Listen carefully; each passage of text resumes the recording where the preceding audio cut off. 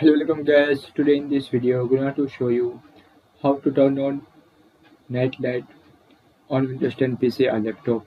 So very easy. First, you click on Start, click on Settings. Now click on System.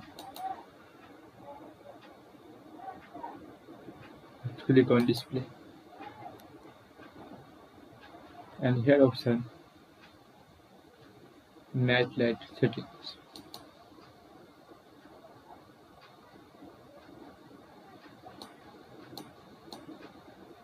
If you want to up, so slash. If you want to down,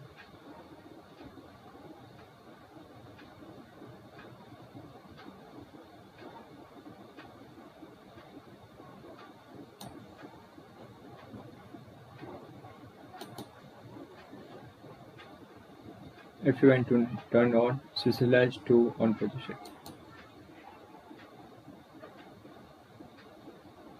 If you want to off, so slash to off position. So guys, this is very simple and easy method if you want to turn on or off night light on Windows 10 PC or laptop. Thank you for watching this video. Please subscribe my channel for latest update.